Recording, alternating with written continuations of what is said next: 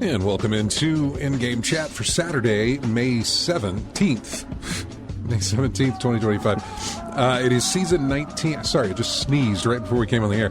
It is season 19, episode 16. And I'm Scott. And I'm RJ. And welcome to In-Game Chat. Yeah. Anyway, if you'd like to get in touch with us. No, I just sneezed. Anyway, excuse me. Sorry. It is a little cold in here, though. But it always is, so... Don't you be complaining about that. It's no, I'm nice. Not.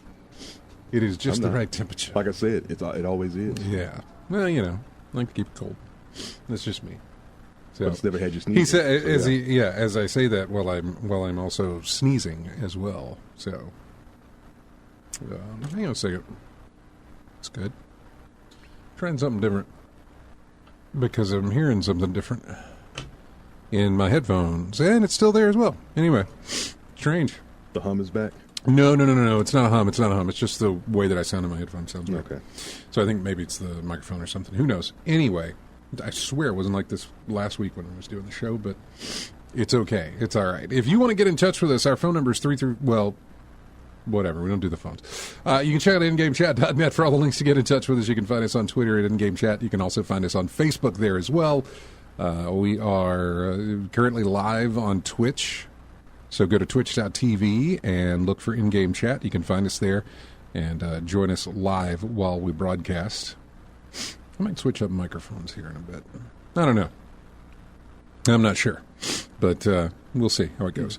Anyway, it's perfect. It's completely me being, weird about the way it sounds in my head. Sounds absolutely fine, I'm sure, to everybody else. Just me being overly picky, I suppose. So we're on Twitch. You can find us there. You can also join in the chat room live while we broadcast. We're on Blue Sky. We're on Twitter. We're on Facebook. We're on all of those. You can email us, everyone, at ingamechat.net. With all of that said, let me do the clapboard, because I almost forgot that too. But not today. So, RJ? Yeah. Played your PS5 yet? Not yet. Setting up something else, because I did 2 weeks? 3 weeks you've had it? How long? 2 weeks. 2 weeks? 2 weeks. Not a game played on it yet? No, just loading stuff up on it, though. Because I did find Dead Space. In preparation for... when I feel like playing it. Okay. Okay. But yeah, I did find Dead Space for like $20, which has got me concerned. Because I have a distinct feeling that in June, one of the free games for the PS5 might just be Dead Space. Did you buy it? I bought it. It was like I said, it was $20. Then yeah, probably is for June. For June, it'll probably be the free game of the month.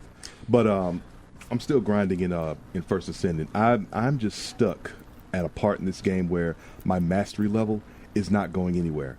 Now, I'm told that the best way to pick that thing up is to get more weapons and level them up. Level up as many weapons as you can.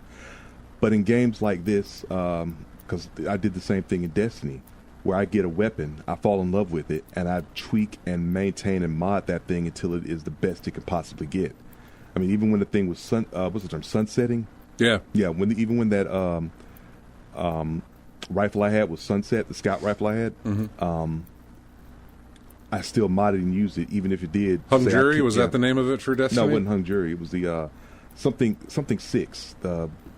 It's been a while since I played it, but it was a very long range rifle. Are you talking about Destiny or are you talking about... Destiny? Okay, yeah. It was a long-range rifle that I could hit enemies clear across the screen with a lot of pop to it. Yeah. Which is weird since I was a Titan at the time, and my bread and butter is up close and personal, but I'm using a rifle that hits clear across the screen. So Hung Jury was my favorite of the scouts. Mm-hmm. Really like my Hung Jury. Yep. So, go ahead. But yeah, I was using that, but the point I'm trying to make is that the way I played that is the way I'm playing First Descendant, because I get a weapon I fall in love with, I keep playing it regardless. And the thing about me changing weapons all the time, it's just something I wasn't used to. So now I'm at the point where I'm grinding to get all these legendary weapons that I can and start leveling those up. And maybe I'll get past level 18, because I've been stuck there for about a good 4 or 5 months. So I just need to see if this will change. Yeah, just see if this will change up anything. Outside of that, I had another run of Balatro, still failed, but I'm still going to play it, so go figure with that. And a little bit more Virtua Fighter 5 for the most part. But look, I'll make you feel better. I'll play it this week. I'll get a PS5. The PS5 you'll play switch out the consoles. I'll play PS5, and I'll get Rogue City. I'll play some Rogue City and, of course, Dead Space, because I've been wanting to play that for a hot minute. Well, I mean, you might as well load up First Descendant on there too, right? Yeah, it is loaded up on there. But, you might as well just switch on over. But most folks I play with are still on PS4. Oh, they're still on PS4? So yeah, like I said, when's that running out? Mid-June. Okay. I think mid-June is when they stop support completely on the PS4, and then they're going to switch everything to the now, PS5. have you been talking with everybody who's in your group there? Are they all? I've talked to some folks about they it. all moving on? They plan to do the same thing, but for right now, we're still on the PS4. Okay. Mm-hmm. Have they all purchased a PS5, or what's their deal? I know 2 have. 1, I'm not sure yet. I'll have to ask him. Okay, yeah, because, I mean, we'll talk about it. Maybe if we get to it, because you know how I am with me saying that we're going to talk about something and we actually never do. But, of course, there is the price increases of consoles that we're likely to hit. Microsoft's already, have already made mention that they're doing it. Yeah. Sony seems to be mulling it over and released a statement. I think they did, or somebody said something where they talked about that they were going to be doing it. I assume they will. Yeah. I'm just going to likely. I'm just thinking most likely they're going to do it. They're going to raise prices up. That's my thinking. So, yeah. It is most likely the case for them that's what's going to happen. So we'll just have to wait and see how that goes. But if you're on the fence, if you're thinking about it, what was it? Walmart mentioned that they were going to have to raise their prices, and they mentioned specifically toys and electronics would also get increases on prices to cover tariffs. So if you're thinking about doing it, you might want to look around and start thinking about if you were planning to get a console maybe this Christmas or something like that. I would go ahead and find a way to buy it now, pay it off over time, because the price is going to go up. More than likely. We already know Microsoft's going up, so it's likely Sony's going to follow suit. Nintendo is, Nintendo is Nintendo, so, but whatever. Prices will go up. Get them while you can, or pay more down the road. So, anything else you played? No, that's pretty much it this week. Yeah, for me, I have taken a break from Avowed completely because I've gotten into Expedition 33 that I've been playing and consistently playing. I got to Sunday. I put a lot of time in it. Finished up Act 1. Boy, that was a killer ending to Act 1. I liked that. That was a good end, and it was such a good end to Act 1. Obviously, you kind of saw it coming. As it happened, you're like, that's probably the end of Act 1. And sure enough, it is the end of Act 1 and the beginning of Act 2. Some epic boss battle? I wouldn't say it was an epic boss battle so much as it was a good turn, or a good what's the term that I'm trying to think of here? A good turn of the story, I suppose. Okay. Yeah. A good chunk of the story came out. Well, not a good chunk, just something significant happened at that point that I was impressed with, I was surprised by, and I was impressed with. Okay. Very surprised by it. And I'm always a little hesitant when a game, when a story, I suppose, a game, movie, that sort of thing, doesn't really matter. I'm always a little hesitant when they make choices like this, and I don't want to describe the choice. I'm always hesitant when they make choices like this because it's a pretty bold move, and when you make a move like that, you've got to have something to hold it up. You know, you've got to have something to make that moment worthwhile as far as continuing the story, moving it forward. And again, I'm being very vague about here because it's all spoilers there. But if you've played the game, you know what happens at the end of Act 1 and then drives further Act 2. And oddly enough, I got to Act 3 this morning. But Act 3 takes place after you've beaten, air quotes, the final boss. And by that I mean, like, your main goal of this whole thing is to seek out who is called the Paintress. You know, you got to go there and you got to fight the Paintress. And I fought the Paintress, and then Act 3 happens. It's like, oh, okay. For those of you playing, when you get to, I mean, just be prepared. This game ends a lot like, I don't know if you've ever seen the film. I don't know if you've seen the last of the Lord of the Rings. Never saw Lord of the Rings. You never saw Lord of the Rings. Okay. So at the very final film of Lord of the Rings, which was not Two Towers, not the Fellowship, but was it the Battle of the Seven Armies or something like that? I can't remember what it was. No, that might have been Hobbit. Anyway, whatever. The final one of the original trilogy of Lord of the Rings. The final one felt like it ended for an hour. Like, when everything was done, there was what felt like an hour's worth of epilogue where things were happening. You're like, okay, this is where it ends. And nope, we got more stories to tie off. Nope, we keep going to tie off more. Return of the King, that's what I was trying to think of. You keep going and going and going. And I still haven't finished the game. I have felt like I've finished the game like 3 or 4 times now. But it keeps going. And I got to a point this morning where I thought, okay, there it is, and then nope, it gave me, it gave control back to me, and there was somebody in front of me, and I knew I should go to that person. My character needs to go to that person, and I said nope. I saw the little save state pop up in the bottom corner. And I said, well, that's where I'm stopping, because I don't know how much more this is. And I mean, I got to get ready. I got to do my stuff. I don't know how much more I've got. And even if this is the end, I could be sitting through 20 or 30 minutes worth of story or cutscene or something like that is going to play out even afterwards. So even if that's the ending, there's still more here. And I just don't know that I got time to go through that. And it may not even be the ending, but I was just like, this is taking forever. So,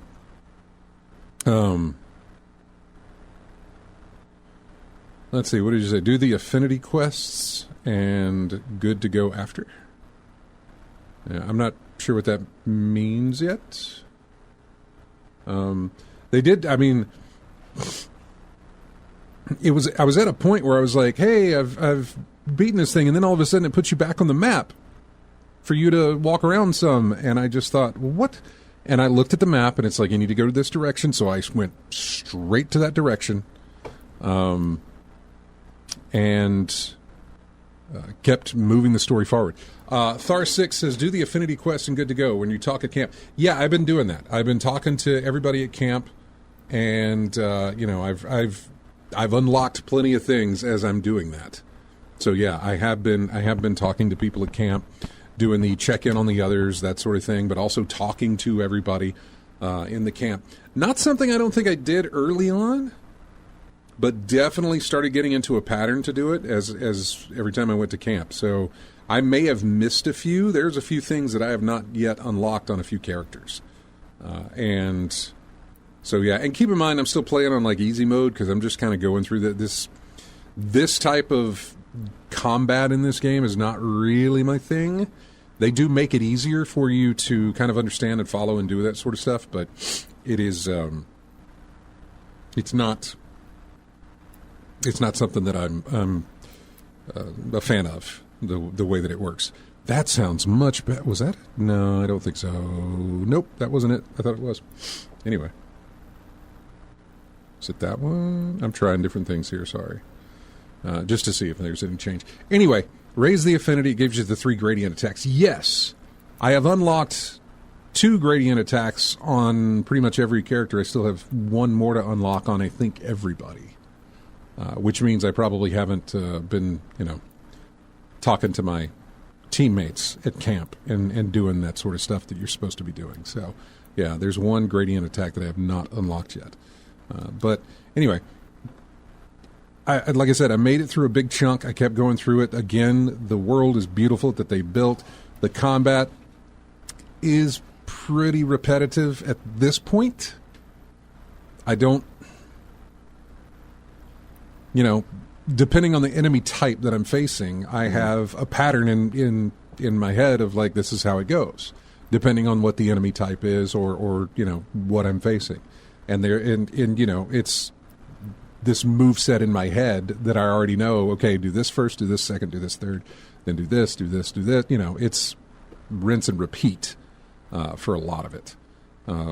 So yeah, it can get repetitive. And you kind of need it only for the fact that you need to kind of do that grind to level up your character, to get them more powerful for what you're coming into.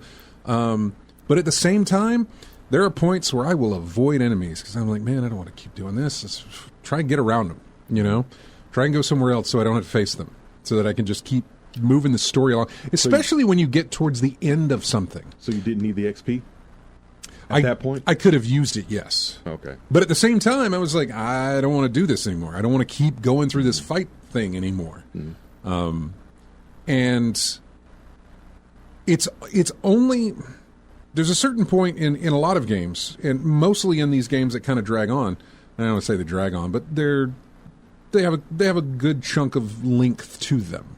Something like Avowed, something like Black Flag is the best way I could put it. Assassin's Creed Black Flag, big map, a lot of little islands everywhere. You get on your ship, you go to the different islands.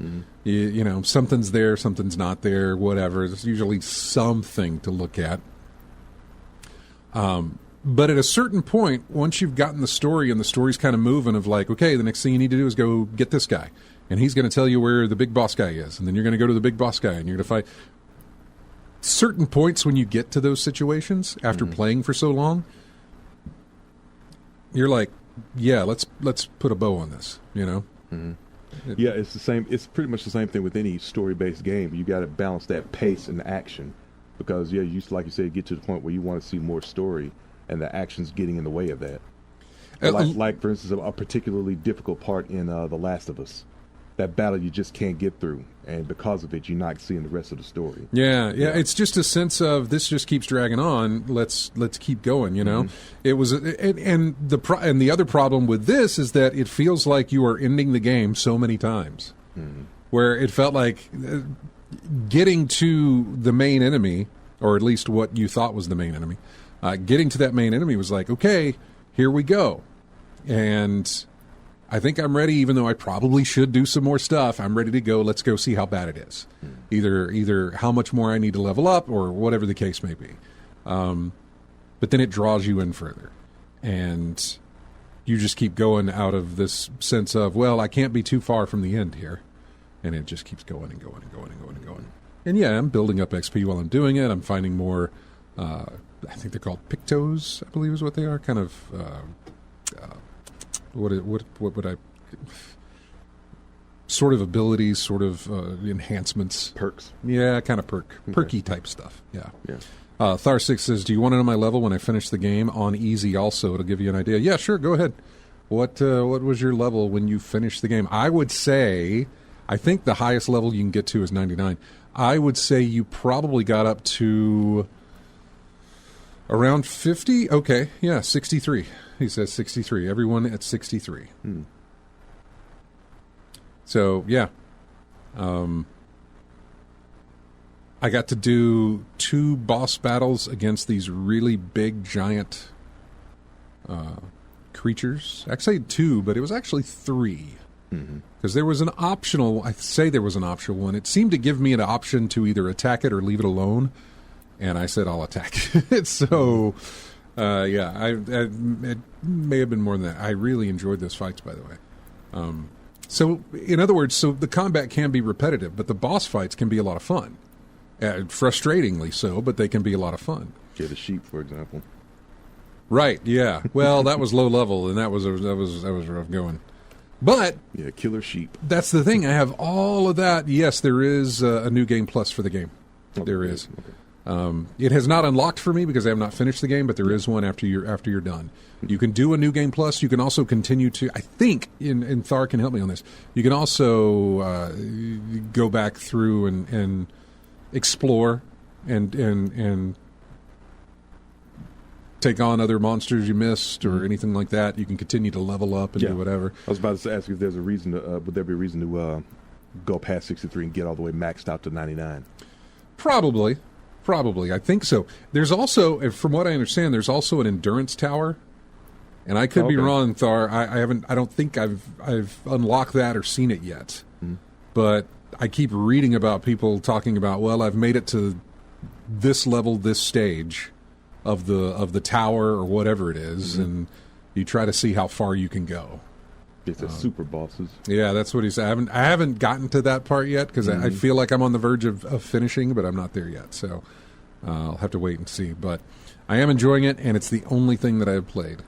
That and Marvel Snap or something. Yeah, I didn't mess around with Avowed, and really all I've been playing with is Claire Obscure Expedition 33. You need to be 80 plus to do the super bosses? Okay. Well then. Yeah, again, it hasn't said anything just yet to me about what to do or where to go or anything like that. But again, I'm also still in the main story. So it gave me an option to kind of go around the map and do stuff. But because I had that sense of I'm so close to the end, let's just go and finish. Right. And it just kept stretching out further, and further. Honestly, to the point that I'm really sick and tired of these people. So it's like an epilogue for each character, huh? No, it's not really. It's not an epilogue for each character. It is just... It just keeps going. So far. I would love to talk about it because I would love to give you an idea of here's some things that I'm kind of annoyed with. Story-wise, I do have some annoyances.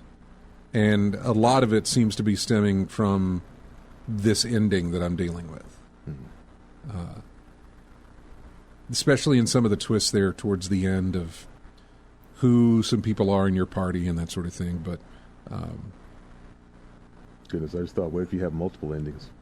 There are multiple endings, from what I understand. Okay, so after you get this first ending, you're going to go back and go for another one? Or just I don't. So far, I can't figure out where the fork in the road is. You know what I'm saying? I don't think I've gotten to that part yet. Which it still makes me think, where is it? You know, because as far as I know, there are two distinct endings, I think. Okay. And Thar 6, who's beaten it, could probably tell me better if there's more than two, or if there's a certain, like, you get this ending with this character, and if you've done these certain things, this is what the ending, gives you. Or if you've not, go to the only quest it tells you to go in Act 3. Which is what I've done, and I still haven't beaten it yet. Not because I keep dying, it's just because it keeps going. So, yeah. But hopefully tomorrow, I'll have that wrapped up. At least wrapped up in a sense that I feel like I'm done with it. And can either keep it installed, go back and do some more stuff. I don't know. I was really only interested in the story, and I don't know that I want to go through the combat over and over and over again, because that's all really that's left. Once you finish the game, it's like, hey, go fight. Yeah. Go level up your characters and increase their output damage and do all these things so that, you can fight better and be better at combat. And it's like, I don't need to be better at combat. I'm good. I'm okay. So, anyway, I've enjoyed it. And I'm about ready to see it wrap up. So, and then I can move on to Doom: The Dark Ages, I guess. I would like to fire that up. That'd be a nice little no-brainer of a let's just run and gun and go. Yeah. So yeah, I might do that. We got to take a break. When we come back, we'll dive into the news here. We've got music. It's from our, our modern games, recently released, but yet we're still in October of 2024 for the recently released, and we have come to the point where Sonic Shadow Generations, whatever that was, came out in October, so that's where we're at now, and that's the music you're going to hear. It's called Doom Zone. We'll be back with more of In-Game Chat right after this, he said.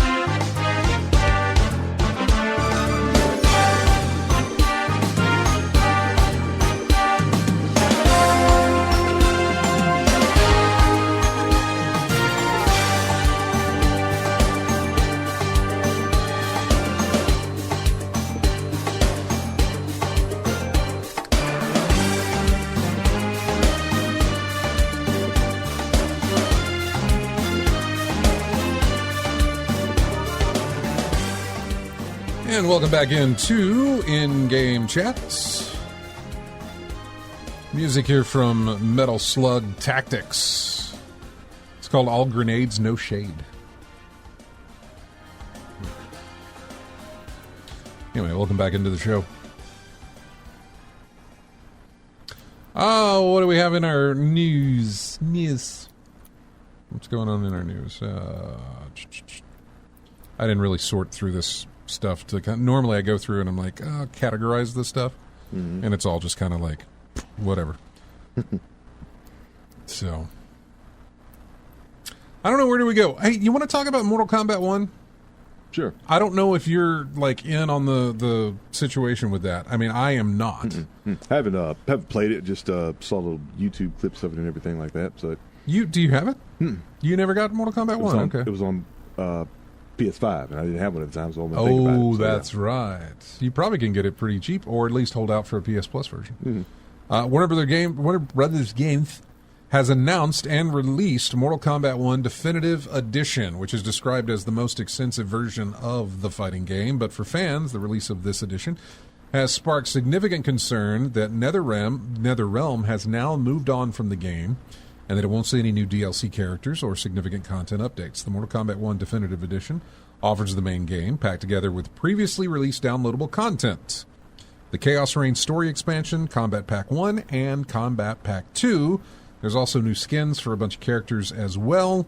And the Terminate theme... Oh, yeah, more skins for more of the people. For fans, the Definitive Edition feels like a line has been drawn under Mortal Kombat 1. While Warner Brothers is known for its Definitive and Ultimate Editions, and indeed, NetherRealm games tend to get them, this time there is a sense of finality to the release. And with no announcement forthcoming about a Combat Pack 3 or anything else meaningful for Mortal Kombat 1, fans believe that the 2025 release of the T-1000 guest character will go down as the game's final content drop. If true, it is a big disappointment for hardcore Mortal Kombat 1 fans who had hoped for significantly longer-term support for the game. Many are now pointing to a September 2024 tweet from NetherRealm development chief Ed Boon, who at the time moved to reassure fans already concerned that the studio had moved on to its next game by saying NetherRealm is still fully committed to supporting Mortal Kombat 1 for a long time to come. That was September of last year, and we are now in May of 2025, and it looks like they're done. So a long, long time is about 8 months. Well, look, a long time means different things to different people. It absolutely does. So yeah, but the fact that everything that comes with Mortal Kombat 1 out on one collection, right? That sounds like a Game of the Year edition, right? Where everything we have is on this. No, edition. yeah, That's it sounds all we like got. that's done. So that does sound like we're done. Yeah. So yeah. I mean, I agree So I that can see why people would think, yeah, that's the guess they're pulling the support because everything that they got is all in one collection, and that's it. Somebody pointed out that Mortal Kombat 1 has a shorter content lifespan than Texas Chainsaw Massacre, that game. That game had more content support longer than MK1 did. Every at week, this point. Every Tuesday, looking at the PlayStation stores, like skins for Texas Chainsaw Massacre was always up there near the top. Let's see. I'm looking more. For context, in July of 2021, NetherRealm announced it had started work on its next project, which was Mortal Kombat 1. This is in July of 21. As a result, there would be no further DLC for Mortal Kombat 11. That announcement came 2 years and 3 months after the release of the game. NetherRealm is yet to make a similar announcement for Mortal Kombat 1. So, yeah. I'm trying to remember how it did numbers-wise. I don't know. Because I may have played a factor in it. Let's see. First game of the if it's series. making bank, they'll support it for as long as they can. But if it's not, then they'll let it go. Yeah. I was trying to see. Mortal Kombat 1 has sold 5 million copies. With the franchise now up to 100 million, Mortal Kombat 11 became the best-selling game in the franchise by passing Mortal Kombat X. Nearly 11 million units sold worldwide. By 2022, Mortal Kombat 11 had sold more than 15 million copies worldwide. Clearly, Mortal Kombat 1 has underperformed compared to previous games in the series. Mortal Kombat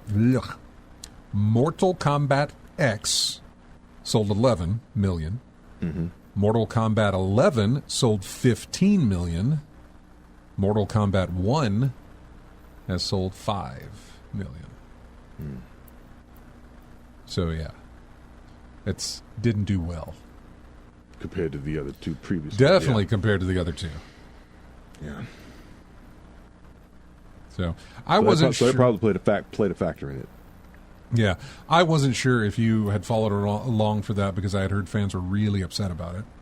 And I hadn't been following it either to know to the extent of not necessarily why. I always know, when a company stops supporting its game, well, then, yeah, fans are upset about it. That's going to happen.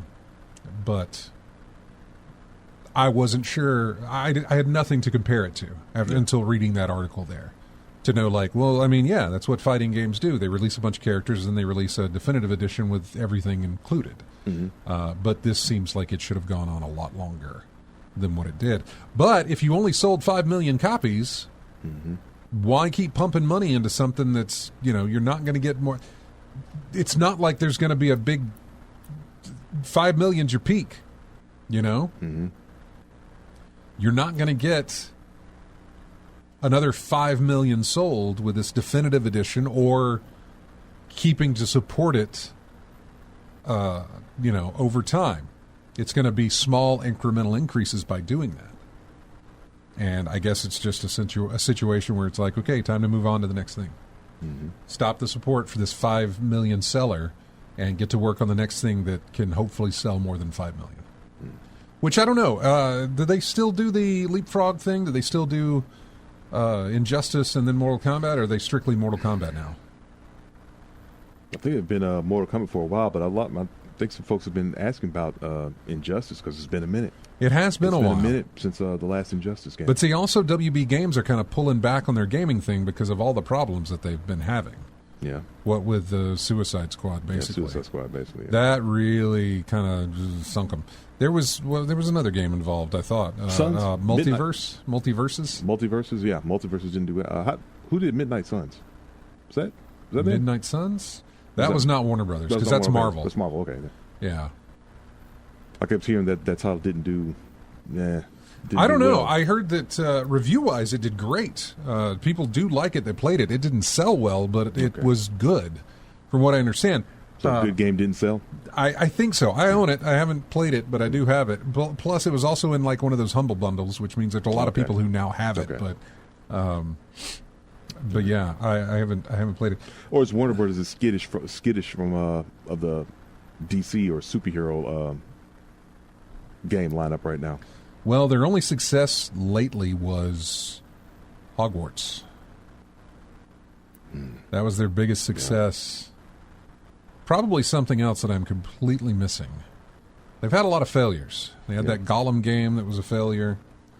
They had, I think that was Warner Brothers. Suicide Squad, that was a failure. There was something else that they did. Mortal Kombat 1 is not too great either. Something else they released where it was like, oh man, it's another.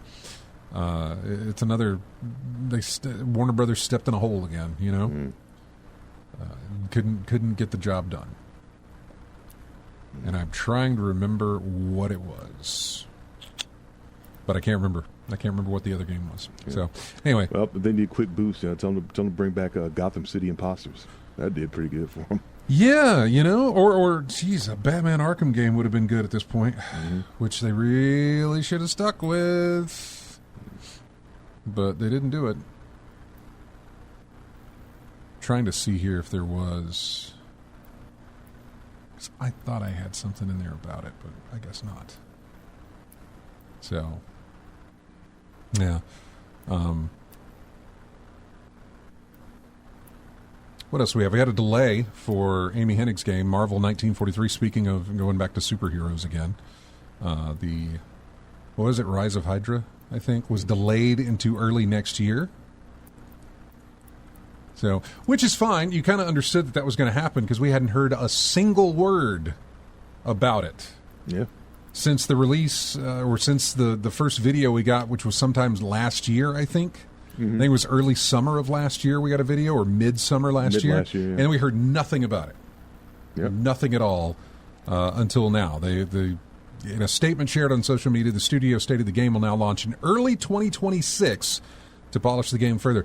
Better be really early in 2026 because, you know, May is going to be a black hole until that the entire month of May is just going to be barren of game releases. Yeah. You'll have some indies hit, but it'll be just nothing. Because what was it, May 26th, I think? Was it sometime late May, I think. May 2026. Yeah. I would say May, June, and July. Just nothing that's big. That's what you wonder. May, June, and July. Don't release nothing big. What's the window? Yeah.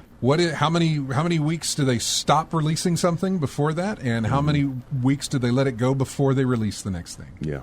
I mean, somebody's going to be brave enough to say, put our game out there. It's going to be fine. Who knows what that would be, but I'll be curious to find out who's got the nerve. Really? You say nerve. That. Who's got the confidence to think, we can take that on? You know, two very different games. We don't know what the game might be that releases at that sort of time, but I don't know.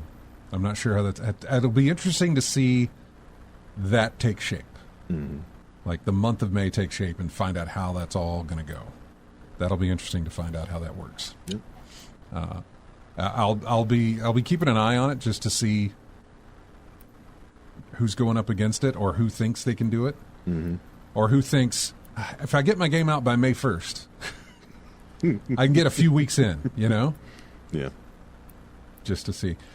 Being that it's that far ahead, I can't think of anything that has pushed their stuff. I mean, we just talked about that one game from Amy Hennig, which would be out in early 2026 is what it says. February release? That's quarter. Fine. You know? You think? February? First quarter? Yeah. Get that first February or March? Yeah, around that area. You think you got enough time? In March, probably? Yeah. Also, we don't know a price. We don't know a price either. Price could affect that too. GTA comes out with a $100, $80, whatever the price tag is, and it's like $100. You know, it's significant. Then you've got to deal with people who are like, I can't spend the money right now. Well, like I said, GTA 6 can probably get away with 100, but who else is? Oh, no, of course they can. Yeah. But that's my point, is that even if you think you can release ahead of that release, the fact that their price tag might be will be more than yours, most likely, depending. I don't really know where we're going to be price-wise at that point. But you've also got to take that in consideration, that people like, no, I can't spend the money right now. I have allotted this money to go to GTA 6 when it releases. I cannot spend money on a game right now. There's also people saying I can't get involved into a game right now, depending on length, depending on what it may be. It's like, nope, that's going to have to sit on the back burner until GTA 6 comes and goes. It's such an interesting thing with GTA 6. Like any other game, I could call out, well, that genre only affects this certain people, It's only a certain type of people who are going to play that, certain people who like those type of games, right? I really can't say that about GTA 6. I'm sure there are people who don't want it and don't like it and don't play it. But the same people who are into JRPGs, the same people who are into sports titles, the same people who are, just throw out genres. Yeah. They all overlap when you count in GTA 6. Yeah. I'm trying to think of what other franchise that is the case for.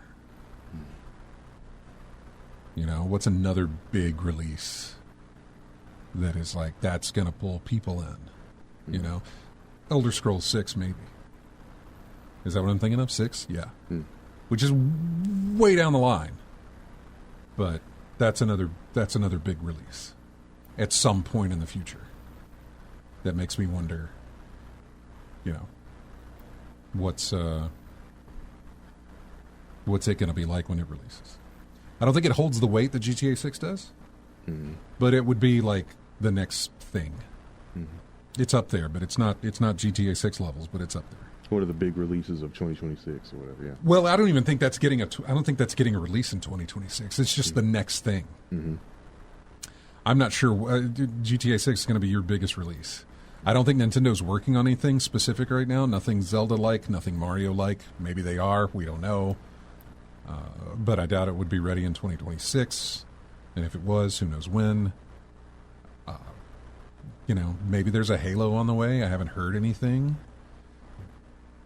But even then, that doesn't match. That doesn't...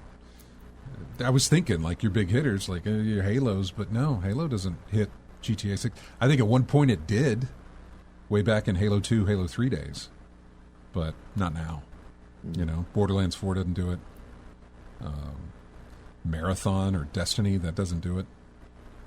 Yeah, GTA 6 is its own animal that is interesting to think about when it comes to, like, the market share is huge.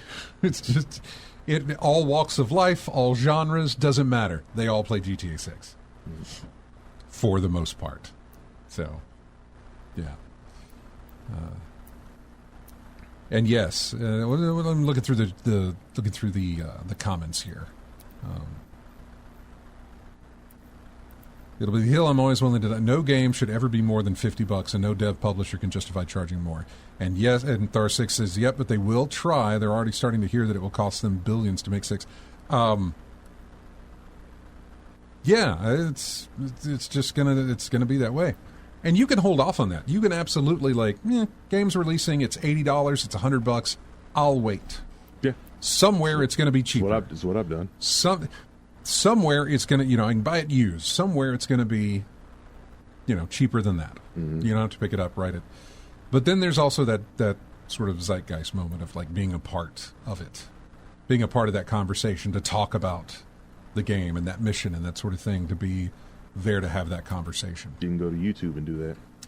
You can, but because people are going to be streaming that thing 24/7. You will not be able to avoid the content in that. It's going to be so much content. Yeah, so I don't think there's going to be a zeitgeist. You see it. You'll see it eventually. There's no getting around it. Yeah. Yeah. You're right. You're absolutely right. Social media will be all over. Heck, there might not be that FOMO effect, because it's there. You'll see it. You don't have to play it to experience it. You're right in that regard, but personally, for me, it'll have to be that way. For me personally, it's like I got to play it to experience it. I got to play it to I would love for it to have situations where that didn't happen for me, so this is how it resulted in, whatever the case. GTA's never been like that. GTA's story missions and things like that have always kind of gone, maybe they go haywire, but they all have the same beginning and the same ending. You know what I mean? It's always, you may have gone about the whole thing a little differently than somebody else did, but you all got the same result of, we finished the heist, whatever the case may be. Yeah. It probably works different in the online aspect of it, because I haven't played that. Yeah. But in the game proper, your story, just like Red Dead Redemption and everything else, you may have changed horses like 6 times, but you still had to do the objective that somebody else had to do the objective for as well. Everybody had to do the same thing. They just did it different ways. But you always got the same outcome. Be great if that wasn't the case. Be great if an outcome could be different. Kind of like we did with Heavy Rain. Yeah. Where we could talk about, like, well, I did the same thing you did, but this happened when I did it, and so I didn't get the same result you got. So to have that conversation would be great to have, but the game doesn't work that way. As far as I can remember, it doesn't work that way. You fail a mission, you have to restart it and do it again till you finish it. Regardless of, like, well, he died, or I missed this, or I skipped this turn, or whatever, you still got to the end of it. And the result was the same, so... Thar 6 says Trailer 2 had 475 million views in 24 hours. And it will sell. Regardless of price, that thing is going to sell. Just going to do massively well. So, but there was a story we had about GTA 6. The delay is causing emergency meetings at other studios. And more than likely emergency meetings being like, okay, now that we know what the date is, we need to figure out when we're going to release our game. But we'll get into that. We'll get into that article here coming up in the next segment as well. We got a date for Stellar Blade on PC that is coming next month. The 11th, I think, is when that's coming out. So there you go. Something that was previously only available, I think, on the PlayStation 5. I think it was PlayStation exclusive, right? Yeah. And now it is getting a PC release. Yep. So for those of you into that. And I would hold off on that a little bit. Only for the fact that PlayStation releases getting released on PC lately haven't started out well. They've caught up with updates and everything else, but usually the launch is not great. Hasn't been for some time for some of these things. I think Ghost of Tsushima was great. On the Lost, Helldivers 2 had the problem with the login thing, with the whatever, for the PlayStation account type stuff.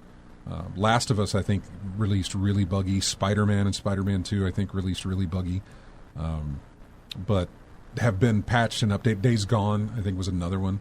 A lot of the Sony titles have needed further updates to get them to run well on PC.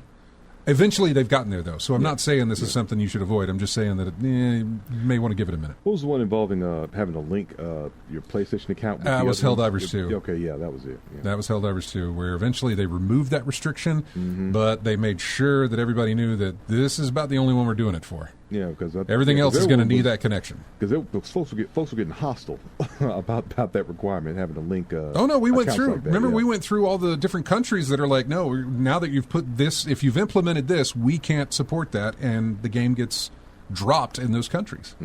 It missed out on a lot.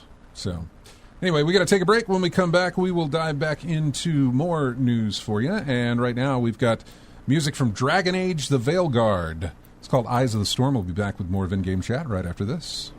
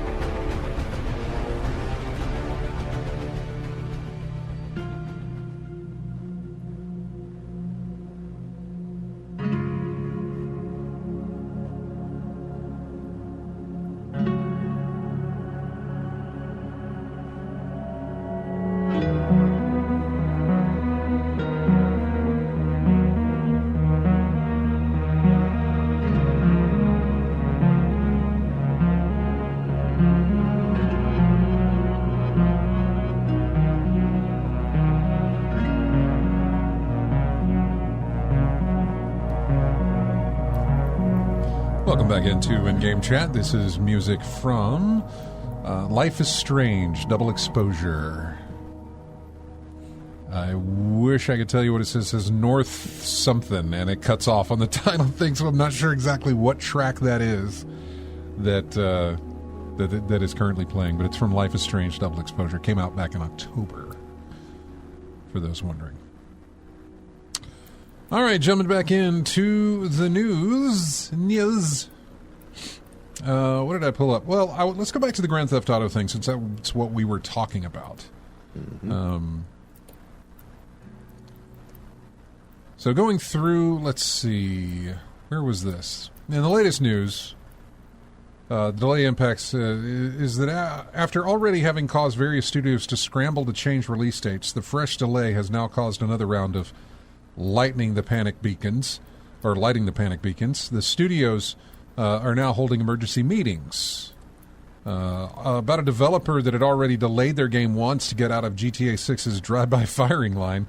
Now they're caught in a vice. Delaying their game a second time would be an expensive endeavor, ratcheting up the stakes for the eventual release. Then again, trying to come out alongside GTA 6 could be catastrophic. But what if they delay again and then GTA 6 slips along with them? There's no guarantee that May 2026 is a sure thing. The best hope might be to release in March, April, or even early May, and hope it's not disastrous. Just outside of that article real quick, we've talked about this. Is there a chance that it slips again? Yes. Yeah. But, and you would have to, somebody would have to do the research here, because obviously I didn't do it, and I could do the Googling right now, but if I'm not mistaken, lately, and that covers a span of like 10 or 15 years, because they once Take-Two or Rockstar or whatever, once they have a date set, it's set. Now, they can release vague dates of 2025 or 2026, but when they actually put a date stamp on that thing, it's pretty much set. I don't believe it slips. Maybe it did back in Vice City days and Los Santos days, but I feel like with GTA 4, GTA 5, Red Dead Redemption 2, I just feel like when those dates are announced, they're stuck. And when I say dates, I mean actual date. Yeah. I don't mean a year is set. I mean the date specifically is set. And I feel like once they get there, they're set. I'd have to do research. I'd have to do looking to see how many times they've announced a specific date and then slipped from there. I don't think it's happened recently. Which, when you're talking about recently for a studio that releases games once every 6 to 10 years, that's different. When was the last time Rockstar released a game? Red Dead 2, right? Good, so it wouldn't that be it? Yeah. I mean, I know they did the GTA 3 bundle pack thing. Yeah. But I think that was some other company that took their stuff and re-released it. But anyway, Bloomberg does suggest that big competition like GTA 6 might not actually have this smothering effect on smaller titles, but the example given is that a single game like Expedition 33 still sold a bunch of copies despite its release coinciding with the Oblivion remaster. What were you about to say, RJ? Yeah, it was Red Dead. Last one they released was Red Dead 2? Was that 2018? About that time, yeah. So, yeah, okay. Been a minute. About every 6 to 10 years they release a game. Wow. I need to go back to that. I've got it on PC. I really need to go back to that. No, I'm not about to install another. By the way, that's the fun thing when you get towards the end of a game is like, what's the next game you're going to start? Mm-hmm. Like, I feel it at the end of Clair Obscur. You know, it's like, I'm getting close to the end of this. What's the next one that I'm going to pick up? And I think it's going to be Doom. Doom is like, click the mind off and go shoot stuff, you know? Yep. I don't have to think about the combat. I don't have to... Definitely the story is not going to be anything like what I'm experiencing in Expedition 33 from Doom the Dark Ages. So, yeah. Let's see. It still sold a bunch despite its release coinciding with the Oblivion remaster. There's no mention of games being buried in Oblivion's wake to the point where the publisher feels they need to re-release the game. Unlike Oblivion Shadow Drop, Rockstar have at least given a solid date. These things happen, but I still feel strange about the amount of, tumultuousness that this has all caused. I actually feel like series devotees are enjoying this cultural dominance as well. So, yeah, a lot of popular things are popular because they're really, really good. But there has to be I don't know where this guy's going with his article here. But my whole point being is that studios are now scrambling because... Oh, you do have a timeline release. Okay, that's... Oh my God, look at that. Look at the gap. There is, RJ posted in our chat room an image of a timeline release for Rockstar. Early, in their early days, which is late 90s, early 2000s, the releases were a lot. Quickly. Even into 2003, 4, 5, 6, they started dropping off 7 and 8. Then in 2010, you had Red Dead, and then the Undead Nightmare stuff. And then 2011, you had L.A. Noire. 2012, you had Max Payne 3. 2013, you had GTA 5, which it looks like GTA 5 might have been, the PC release, I guess? Or maybe the next-gen release? Or maybe that is GTA 5. It's really tiny. It's hard for me to see. Let's see if I can blow that up. Oh, that was 4. 2008 was GTA 4. Yeah, 2013 GTA 5. Nothing for 5 years until Red Dead 2 in 2018. And then nothing until GTA 6 in 2026. Takes them a minute to get those games out. So, yeah, that's for game companies to have to figure out, When are we going to release our game? Are we going to delay again, or are we going to release?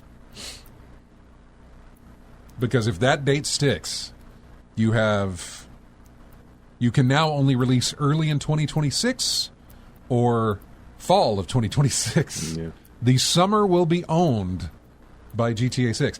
Even more so, and we don't know anything about this, but even more so if the online component of that game is released the same time as the game itself. Yeah. If all of those come together, then... yeah, I would say the summer's going to be owned by Rockstar. Because the online portion, if they can match what they're doing right now with GTA 5's online portion. GTA Online, yep. Yeah. Like, if that's set, if it's so much better than what it was when GTA 5 originally launched the online aspect of it, which was horrible. Yeah. And it's the one reason I never got into it, because I experienced it in the early phase and not later on. Mm-hmm. That's the reason I never really got into it. You have stuck with it, though. Yeah. Mm-hmm.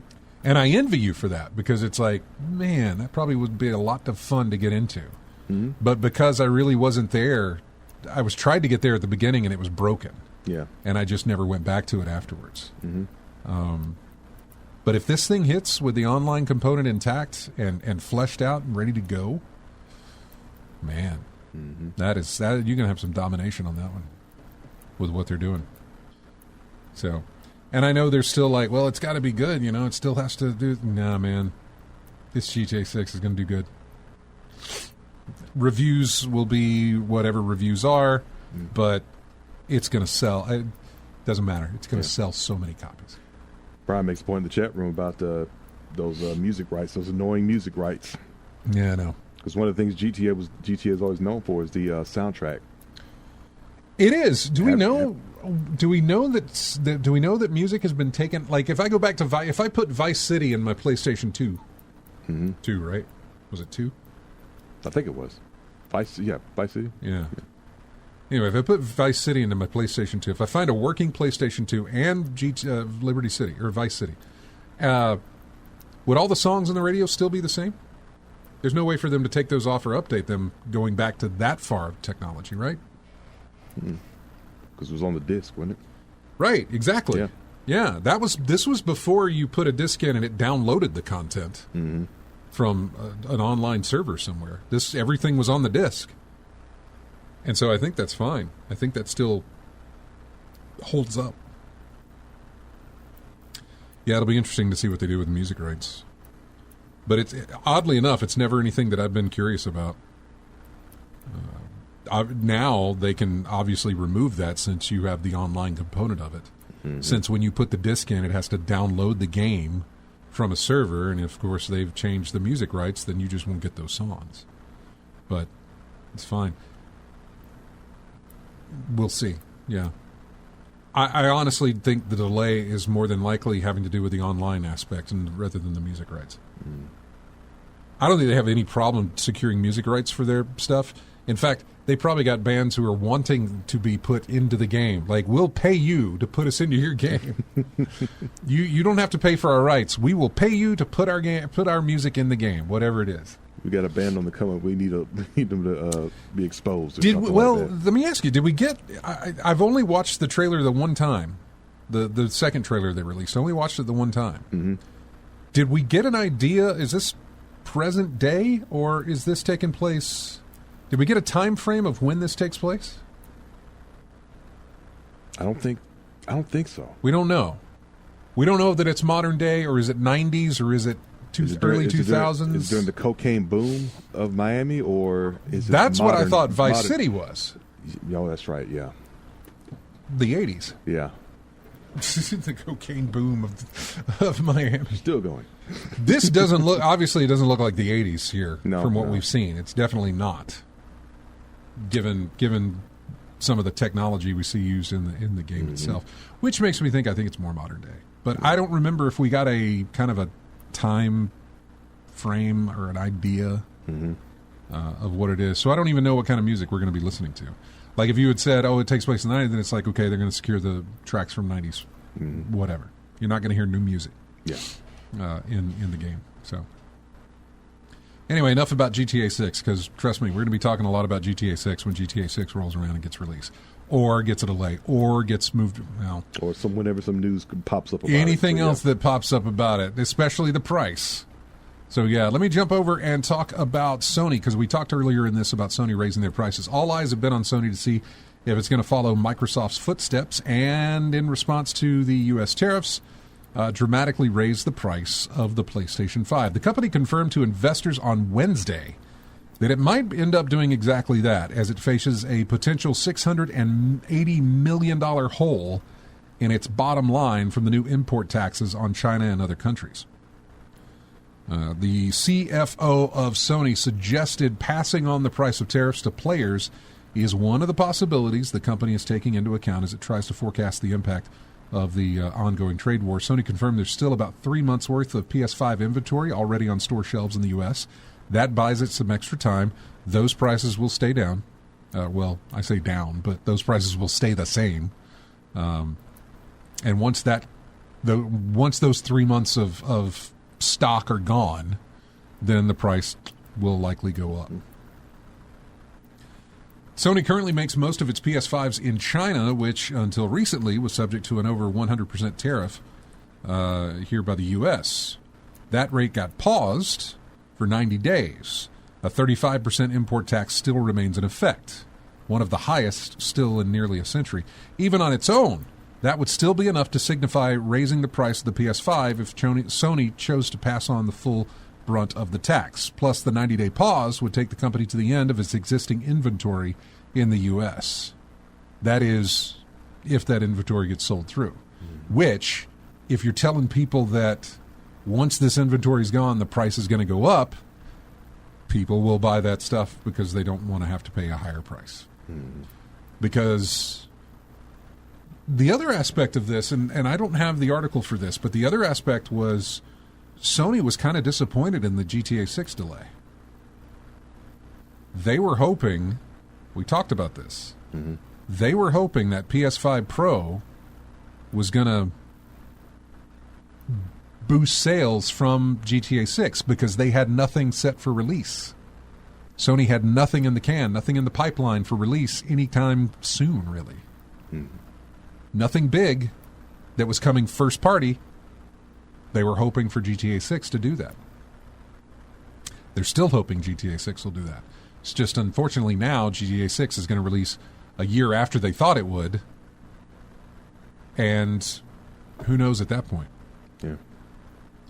Because now, and again, this goes back to the release of other games. Now you've got people who own next-gen consoles saving up money to buy a $100, likely $100 game. That's one tier of people. Then you've got people saving up money for a $100 game, but also saving up money on top of it to buy a console to play it on, whether it be a Series X or, whether it be a Microsoft or Sony. Mm-hmm.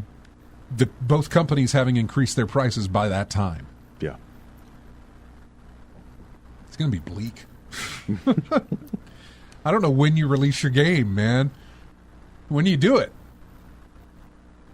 Someone's crunching numbers, looking up. February's it. Something, yeah. We're either going to have a bunch of games released in February. I don't know if we're going to be eating good or if we're going to be starving. You know what I mean? You're playing your backlog.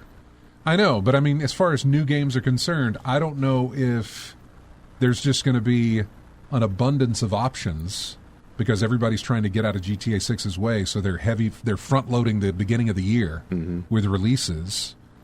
Or they're so scared that nobody releases anything, and we're just sitting around waiting for GTA 6 to hit. Which, by the way, today's May 17th. Mm-hmm. We're near, a year? Mm-hmm. We're almost at 365 days until GTA 6 gets released. So it's way early to speculate in that regard. But it's fun. Can be, anyway. Yeah. So, look out, because Sony's probably going to be increasing their prices on their consoles as well. I expect them to. Yeah. Yeah. But you've got about 3 months until that might happen, or if that stock runs through within the 3 months, then maybe sooner. But you got yours. Yeah. Not the Pro. Yeah. You really didn't need the Pro. I think we talked about that before, but what benefit does the Pro have? Well, interestingly enough, when that trailer released, and again, let me go back to GTA 6 again. When that trailer released, there was that little thing on the bottom that said, captured on PS5. Did not say PS5 Pro. Mm-hmm. It said PS5. That's understandable, and the Pro will likely have a little bit of it might look a little bit better. I think that was the issue. Very little improvement. It's an improvement, but not worth the increased price tag, which is going to go up more. Yeah, the Pro's going to go up even higher. I didn't have a list higher, here, but it's going to go up as well. Yeah, so Pro's going to be like $800, I think. What is it right now? $600? $700? I think it was $700. Okay, well, bump it up again, be like $850 for a Pro. You add on, look at that. You add on the GTA 6 game and somebody getting a PS5 Pro, you've just burned through $1,000. 700. It's 700 right now. Yeah, that'll go right now. That'll go up to 800, 850. 850. 8 or 850. One of those is what it'll go to. I mean, by the time if it's 800, you're paying $50 in tax anyway. So you'll be paying $850 walking out the door. Then when you buy GTA 6 for $100, you'll get tax on that too. You'll be paying more. So you're looking at spending $1,000 on a console and one game.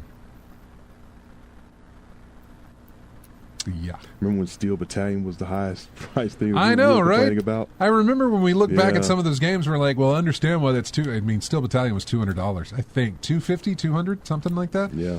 It was expensive, but the controller was massive, and the gimmick for it worked well. Mm-hmm. The few people I knew who actually owned that, or the few times I saw that controller, I absolutely wanted it. Yeah. But never did pick it up, never did go through with it. It was $200 for the controller and the game. Yeah. Yep. The controller, by the way, was massive. If anybody doesn't know what Steel Battalion is, take a look at it. The controller was huge. It was in multiple parts. I think 3 different sections, right? There was 3 tiered sections, 2 huge and you had pedals too, right? 3 pedals, 3-foot pedals on that thing, and some type of battery pack or platform on that thing. Yeah, but it was a massive controller. The box that thing came in was huge, was ridiculous. Yeah. Yep. $200 back then. And I know people who bought it. Yeah. Not me though. I was close, but not me. Did not do it. Love the idea. Was looking forward to doing it, but I never actually did it. So, Yeah, I'm looking at eBay now. One is like $407 right now. Really? Mm-hmm. That's a. I guess that is a collector's thing. Yeah. Yeah. Yeah, we put a post of it in so you can get a. Let me give me some nostalgia there, RJ, because it's been a while since I've looked at the Steel Battalion controller. Mm-hmm. It's probably not going to feel the same now like it did. Be like, it still looks pretty cool. It still looks pretty cool, man. Mm-hmm.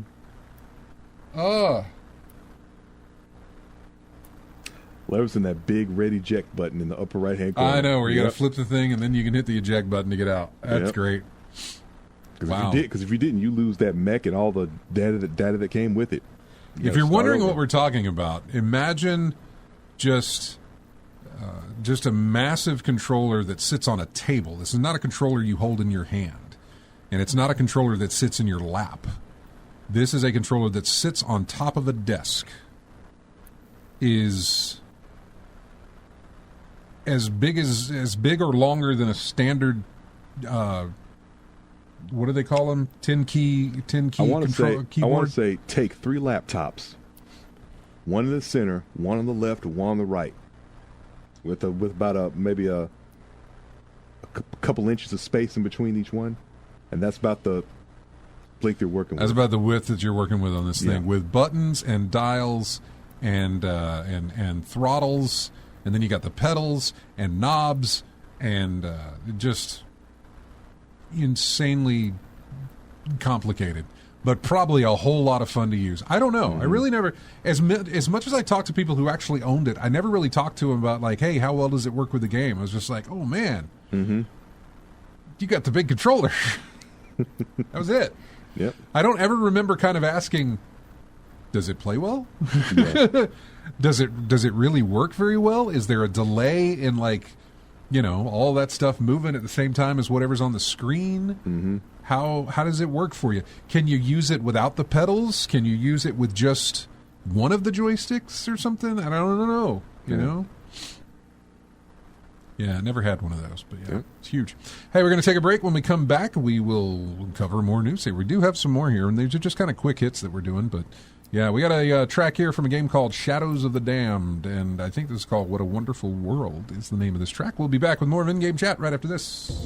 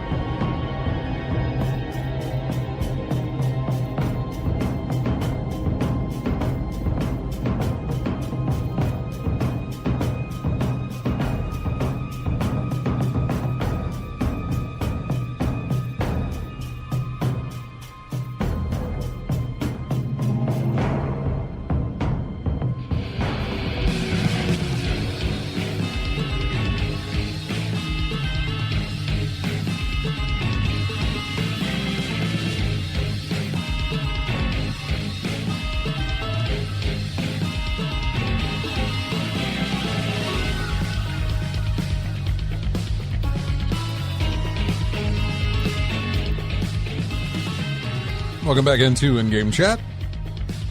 This Metal Slug again. This is not. Sounds like the desert stage in Metal Slug that I played before, so yeah. It is a desert stage, but it's not Metal Slug. Okay. It's Astrobot. Okay. Anytime we do the modern games, I always grab a track from Astrobot because the everything about Astrobot is... That's why the game worked. I mean, it's just perfect. It is just one of the best games that released last year. Probably the best game that released last year. But Balatro came out last year too, didn't it? Mm-hmm. Yeah, it was in the running for some. It was, yeah. Astrobot just did really well. This one's called Windswept, and yes, it does take place during a desert stage. Mm-hmm.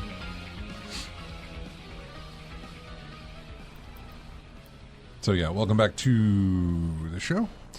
Let's see. So, what else is there? Microsoft's laying off 3% of its employees.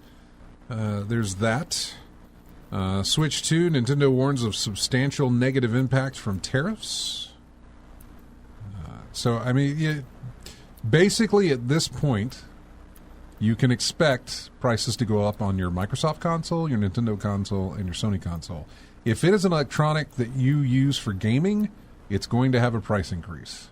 Graphics card is going to go up. Chips are going to go up. Your power supplies are going to go up. Your monitors are going to go up. Your memory sticks are going to go up. Your hard drives are going to go up. Your fans with the RGB lighting are going to go up. Your fans without the RGB lighting is going to go up. Your heat sinks are going to go. Just every single aspect of what you do is going to go up.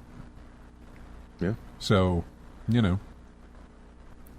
Speaking to analysts and investors as part of the company's latest earnings briefing, Nintendo president said Nintendo has factored in a negative impact of several tens of billions of yen at the profit level. 10 billion yen equals about 67 million, so it's not really a small amount. Said Nintendo is basing this off of the U.S. tariff rates effective April 10th. It's now mid-May, and things have developed since then. Just recently, the U.S. and China reached an agreement that sees the U.S. drop its previous 145% tariff down to 30%, with China lowering its rate on the U.S. from 125 to 10. The deal is set to last for 90 days, which would take it beyond the Switch 2 release date. Given Nintendo's forecast, and based on what the tariff rate was on April 10th, there might be different calculations going on at Nintendo now that tariffs on goods from China have been lowered massively. It's been a fluid situation for Nintendo and many other companies bringing goods to the U.S. from China. They made these comments during Nintendo's latest earnings briefings on May 8th, and the English translation was not posted until May 13th. The China-U.S. announcement was done on May 12th, so it's a little outdated on that. It went on to say that Switch 2 is expected to have a lower profit margin than the original Switch, which has been on sale since 2017. Our basic policy, this is quoting him, our basic policy is that for any country or region, if tariffs are imposed, we recognize them as a part of the cost and incorporate them into the price. However, this year marks our first new dedicated video game system launch in 8 years. So given our unique situation, our priority is to maintain the momentum of our platforms, which is extremely important for the video game platform business, and to rapidly expand the install base of our new hardware. That is so much corporate speak. That is just like, give me all the corporate speak words. All right, let me ball them up and spit them out here. There you go. That's what you get. Anyway, prices are going to go up. I'm just telling you that. That's it. So you see how you condense that? All that corporate speak in one simple sentence. Hey, prices are going to go up. As long as they're tariffs, prices are going to go up. Yeah. That's it. That's all you got to say. If they reduce them to nothing, then you should be all right. But that is likely not going to happen. Right. So prices are going to go up. Even if there's a 10% tariff on them, the prices will go up. Maybe not by a bunch, but the price will go up. Mm-hmm. So just expect that. It's just going to happen. I wore my Pac-Man shirt, and you can't really see it here, but there you go. Wore my Pac-Man shirt today because Krispy Kreme is doing a special Pac-Man donuts. I saw those. Because, as you can tell, I'm a guy that likes donuts. And so Pac-Man, they have Pac-Man donuts. I'm actually a guy that really likes Pac-Man. Krispy Kreme has done plenty of themed donut things, and I've never really cared to, don't really care about them. But when they teamed up with Pac-Man, I was like, yeah, I should have brought my box. Because I went in there the other day, and I got some Pac-Man donuts, and I also got an empty Pac-Man box that they have. I was just really...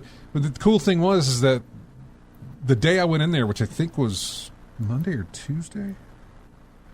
It was Tuesday, I remember that. Yeah. I remember why, too. It was Tuesday. And they said, yeah, some woman was just in here who was a huge fan of Pac-Man, and she asked for an empty box and everything else. I was like, yep, I want an empty box. So I got one of their empty Pac-Man box things from Krispy Kreme. So, yeah. Lethal Migraine says there's not a single Krispy Kreme in Minnesota. They were here for 6 months. They were universally panned by the people of the state. Then they were gone. What do you have? What is it? Is it Dunkin' up there, I guess?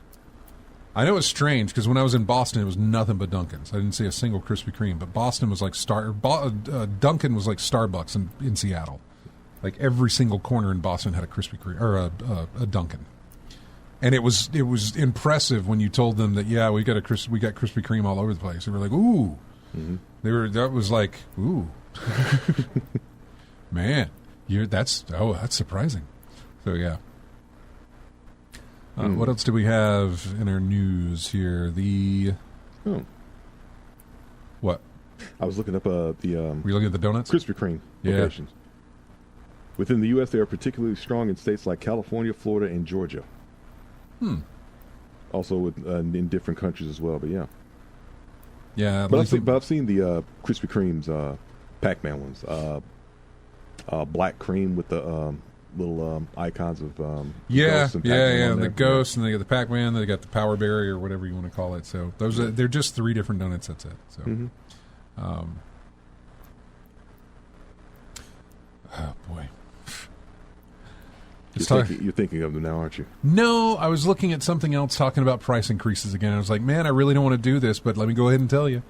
The Nintendo Switch 2 is launching in a few weeks in the United States. It will cost $450, a price some think is too high, but that price could go up in the near future. So it's not surprising that when asked how long the company can commit to that price point, the president of Nintendo of America, Doug Bowser, didn't provide any real timeline. In an interview with IGN on May 15th, Bowser talked about Nintendo's new store in San Francisco, the company's theme parks, and of course the June 5th launch of the Switch 2. When specifically asked about the extent to which Nintendo can commit to the $450 price tag for both launch and beyond, Bowser admitted that the situation with tariffs and prices is really fluid and suggested the company wants to make sure as many people as possible can buy one. He went on to say, well, we made a commitment by announcing the price of both the single SKU at $450 and the bundled SKU at $500. And we really thought it was important that we established that price point even after further tariffs were announced to give consumers that comfort that they would be able to purchase at that price point. Obviously, it's still a very fluid situation, and it's difficult to determine what may be happening in the upcoming months or weeks. But our commitment is to find ways within existing market conditions to make our products as obtainable as we possibly can. Which doesn't say anything, really. Mm-hmm. Another piece of the making sure you can buy a Switch 2 in 2025 puzzle is ensuring that there's enough Switch 2s in stock. According to Bowser, this is so great that his name is Bowser, it's wonderful. According to Bowser, Nintendo plans to have a continuous flow of product that will be available through the holidays. But that question still remains, how much will those cost when the holidays come about? We don't know. And isn't that a strange thing? Yeah. Been doing this show since, 2008? Mm-hmm. We've gone through at least 2 console generations. At least. We went through the Xbox One, and then we went through the Xbox Series X, went through the PlayStation 4, and the PlayStation... Nah, man, we had PlayStation 3 in there, too. Yeah. I think I remember us talking about getting a PlayStation 3, yeah. Mm-hmm. So we lived through, well, maybe not the release, maybe the release 2008. I don't know when stuff released. Anyway, regardless, we have gone through 2 console generations with this show. And... Oh. PS3 was released in 2006. Okay, that's fine. Well, I remember Jeremy got a PlayStation 3 on the air. Yeah. Actually, no. Jeremy got engaged on the air. But at the same time, James got a PlayStation 3 on the air on that same day. It was one of those things where one topped the other, but it depends on who you are to know who topped who. Mm-hmm. Like Jeremy getting engaged, Rebecca getting a ring, and then James getting a PlayStation 3. Mm-hmm. Who topped who? It depends on who you ask. Yeah. So, but I remember that happening. But yeah, we lived through the Xbox Series, or the Xbox One, and the PlayStation 4, and then the Xbox Series X and the PlayStation 5. We also lived through, I think, the Wii U, and then the Switch, and the Switch 2 now. But we've always, I mean, when a console is going to get released and they announce the price, which they usually would do at an E3, something like that, we knew what it was going to be. Mm-hmm. There was no worry that price might change or at least go up. Mm-hmm. There was no concern of that. When they're like, hey, this is what our price is going to be. Our Xbox with the Kinect and everything else is $500. Our other SKUs are going to be $100 less or going to be this. But it was a situation where you knew that's what it's going to be. And now it's like, buy it now because it's probably going to go up. Maybe. The uncertainty really, I hate that. That really bugs me. Mm-hmm. And it for anybody who's wondering, this is not only because of consoles. I own them. I don't care. You know what I'm saying? I've got a PlayStation 5 and I got an Xbox Series X. I'm fine. That's whatever. Mm-hmm. But to think that to think you don't know what the prices are going to be, like Nintendo can't commit to the fact that these things are going to stay at $400 and $450. Or no, $450, $500. They can't say that. Yeah, it's probably going to be like that. We don't know. 90-day pause. Well, what happens when the 90-day pause is up? Who knows? Does it go back into effect? Do they extend the pause? You don't know. Yeah. Because it's up to them. And so the fate of prices is, in the government's hand. Yeah. Boy, that's always been nice to hear, huh? All knows that they're going to do what's best for the company. Well, of course. So if that means price going up or whatever, which most likely will be, that's what's going to happen. Give the cost to the consumer. That's the theme that's going around with the tariffs anyway. Well, yeah, of course. That's how it works. Yeah, we pay that tariff. That's how it's always worked. I can't figure out why anyone would think it would be different. I know in some cases it is, depending on certain products, but for the most part, no. Yeah. That is pushed to the consumer. You need this stuff. You're going to pay this price to get it. And if you can't, then you're just not going to get it. And then there's a tiny little snowball that's rolling right now. Mm-hmm. And Looney Tunes-esque. Gotten a little bit bigger. Yeah. So it's still got a ways to go. Mm-hmm. But hopefully it either runs out of momentum or doesn't get any bigger. Mm-hmm. That's the whole hope. But we'll have to see. Because when people don't buy stuff, then companies don't make money, then companies have to close, people lose jobs, they can't afford things, and then it just kind of keeps going downhill. Mm-hmm. Yep. It's literally a trickle-down economic situation of where this is what happens. All these, it's like a Rube Goldberg machine starts happening, where this happened, and it knocked this off, and it did this, and eventually everything just keeps coming, rolls downhill, right? That's what they say. What else do we have in our news here? We talked about that. It says don't expect many Switch 2 reviews at launch. I think that's because of the situation with trying to get these things into people's hands. They're not sending out, as far as I know, they're not sending out review consoles, which is kind of fine. Nintendo is not sending out early units to press and content creators, according to a new report. It's a highly unusual head-scratcher that has some third-party publishers flummoxed. The Game Press will not be receiving Nintendo Switch 2 consoles until just before it comes out. He reports that some in the media won't get their review units until launch day on June 5th, with Nintendo blaming the delay on the need for a major Day 1 patch. The Switch 2 launches right before Summer Game Fest, a busy period for big game announcements and new trailers that could delay in-depth coverage of the new console even further. It's a major departure from how Nintendo handled the rollout of the original Switch back in 2017, when the company was still licking its wounds from the disastrous Wii U console generation. Delaying hands-on access to the Switch 2 until the same time as the general public suggests the hardware is either coming in hot, a possibility bolstered by the apparent urgency of a Day 1 software patch, or Nintendo simply doesn't care about building pre-release hype with early Switch 2 reviews and all of the hands-on videos and social media buzz that flows from them. That's an interesting take on it. I mean, I'm sure that they wouldn't do it this way if they didn't have to, that people would get reviews, units, and stuff like that. But given given the fact that this just seems to be another Switch, but better, maybe it's not needed. I don't know. I don't think there's anybody sitting around waiting, well, let's see how reviews go. Mm-hmm. People already made up their mind they're going to try to get one or they're not. The price is either too high, I'm not gonna do that. The game library is either not there, so they're just going to wait. Yep. It feels like it's something that nobody's sitting on the purchase based on reviews. You know what I mean? Mm-hmm. They're sitting on the purchase based on the price, based on the games available.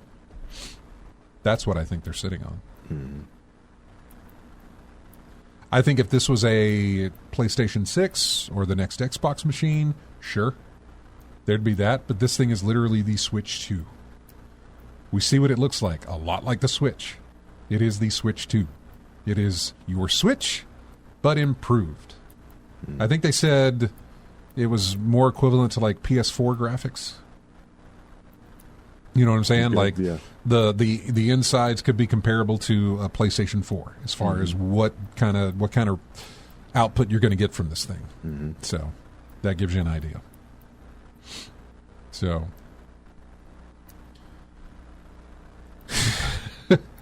sorry, I read Lethal Migraine's comment. This is going back to our who gets a console and who gets an engagement ring. And Lethal Migraine says, marriage is for suckers. The console wins.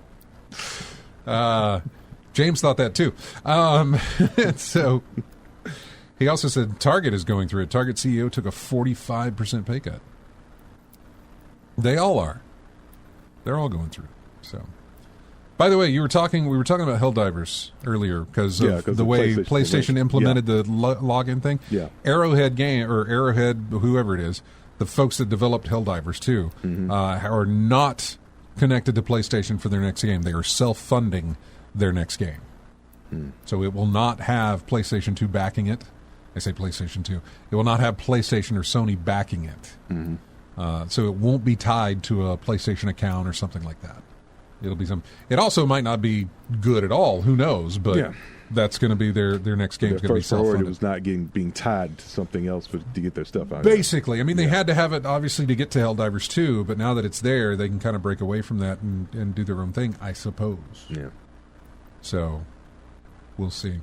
Also, there was a thing that came out, I think, on Wednesday or Thursday about Valve getting hacked and everybody having passwords and login accounts and all this stuff. And as the day went on, people kept looking into this, and eventually it was a complete false alarm. Nobody got into Steam or nobody got into Valve's.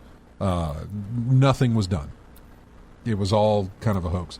If you changed your password, that's fine. It's always a good idea to do that. Anyway, yeah. So if it got people to kind of refresh that, look into better ways to secure their account, that's always good. But there was not any type of a breach in security for Valve or Steam there. So there you go. Just as something to tell you about. I think we're getting close to the end here. What are you going to play this week, RJ? I guess more what? I'm going to do some. Of course, I'm going to do more grinding on First Ascendant, but I am going to play some of the PS5. Get that. What do you think your first game will be? Dead Space, probably. You really think it'll be Dead Space? Mm-hmm. Okay. Because I've been wanting to play that for a minute. See how I've seen how it looks on YouTube and everything like that. You did buy it. You're not. I did. Okay. Yeah, I did get it. So yeah, I'm going to do that. And of course, I've got RoboCop Rogue City and Stellar Blade installed on there. Oh, you did get Stellar Blade. I got Stellar Blade a while ago.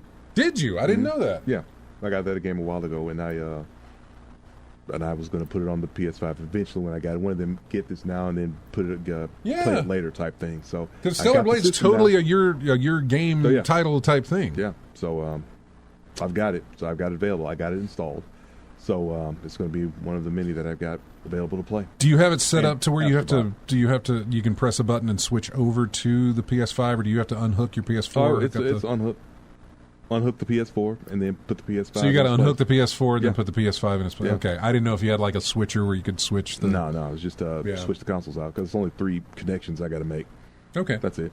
So yeah, it's a pretty simple, straightforward process. Well, yeah, because what HDMI? So you just HDMI power and internet. Does the power? You would be able to tell me? The power cord that goes into the PS5, is it the same build that goes into the PS4? I believe so. It's the same cord I've been using for the PS4 all this time. So do you unplug from the back of of the PS4 and then plug it into the PS5? The power supply? Yeah. Okay. Yeah. Okay. Yeah. It's the same. So same thing, yeah. Only different really thing is the cord for the controller. I think it's a two-ended USB No, thing. it's a USB-C, I think, for both. Yeah, no. That will be different for you. Yeah. I think. I could be completely wrong. Oh, on yeah. But Different from the DualShock 4, of course. So, yeah. Have you gone through the... I don't know if you want to do that or not, because I'm not sure how Dead Space implements the controller works, but playing their little demo of Astrobot or the controller or something like that they do, so it introduces you to the controller and what things, how that controller motion works. Controllers? I say motion, but also the haptic feedback on the controller itself, especially the PlayStation 5 controller is what I'm really talking about. There's a lot of cool little things with that. So, I'm curious to see how Dead Space implements them. So, way to go though. That's going to be it for us. We've got music here from a game called Albatross. Golf? No, it's like a hiking type game. You kind of wander around anyway. Okay. Lago Village is the name of this track. So you guys have a fantastic week. No show next weekend. Is Memorial Day weekend here next weekend. So no show next weekend. Just a reminder, no show next weekend. But I hope you guys have a fantastic 2 weeks, and we will see you back here in June, actually, now that I think about it. Yeah. Wow. Okay, yeah. Anyway, have a good one. Bye.